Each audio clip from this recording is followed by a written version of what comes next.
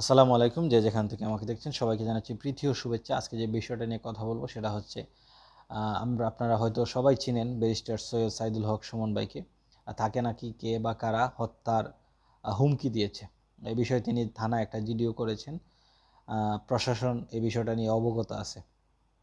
প্রায় 3 দিন পেরিয়ে গেল, এখন পর্যন্ত কিন্তু এই বিষয়ে কোনো বিবৃতি বা পরিষ্কার কোনো কিছু আসে নাই বা কেউ ধরা পড়ে নাই। তা আমার বিষয়টা আসলে অত্যন্ত খারাপ লেগেছে যে বর্তমান আধুনিক তথ্য প্রযুক্তির যুগে যদি এই ধরনের হত্যা পরিকল্পনা চলে বা তার ফোনে জানিয়ে দেওয়া হয় এবং জানিয়ে থ্রেড আকারে দেওয়া হয়, এরপরও যদি পরিকল্পনাকারীদেরকে ধরা না যায়, তাহলে আসলে এটা আমাদের দুর্বলতাই প্রকাশ করে। আমি আশা করি প্রশাসন তাদের সর্বোচ্চটা দিয়ে এগুলা খুঁজে বের করবে এবং যারা যারা জড়িত তাদেরকে শাস্তির মুখোমুখি করবে। ব্যারিস্টার সৈয়দ সাইদুল হক সুমন ভাই আসলে মূলত অন্যায়, অনিয়ম, দুর্নীতি এবং বিভিন্ন সামাজিক অসঙ্গতিগুলো নিয়ে কথা বলেন। মানুষ যেখানে ন্যায় বিচারের জন্য কাঁদে বা ন্যায় বিচার পায় না, অন্যায়ের কাছে মাথা নত করে, সেখানেই আসলে ব্যারিস্টার সুমন তাদের অসহায় নিপীড়িত মানুষের পাশে দাঁড়ান। তো এমন একটা লোক কে যদি হত্যার পরিকল্পনা করা হয়, এর চেয়ে জঘন্য এবং ঘৃণিত কাজ কোনো কিছুই হতে পারে না। আমি তার এলাকার হিসাবে এবং তার নির্বাচনী এলাকার মানুষদের পক্ষ থেকে আসলে তীব্র নিন্দা এবং প্রতিবাদ জানাচ্ছি।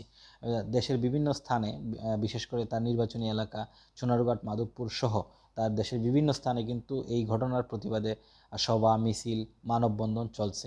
আমি আশা করি প্রশাসন এই বিষয়টা জোর দিয়ে দেখবে এবং অচিরেই যারা এই পরিকল্পনার ঘৃণিত এবং এই জঘন্য অপরাধ পরিকল্পনার সাথে জড়িত তাদেরকে খুঁজে বের করবে এবং দৃষ্টান্তমূলক শাস্তির ব্যবস্থা করবে।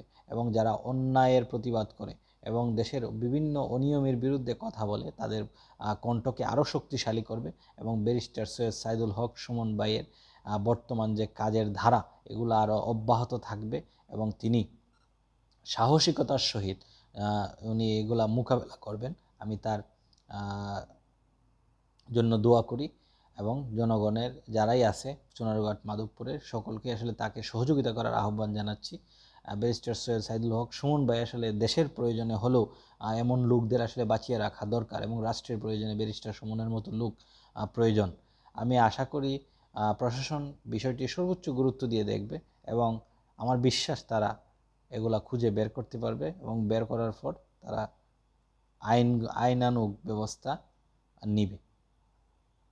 আমি এমন ঘৃণিত এবং জঘন্যতম ঘটনার তীব্র নিন্দা এবং প্রতিবাদ জানাচ্ছি।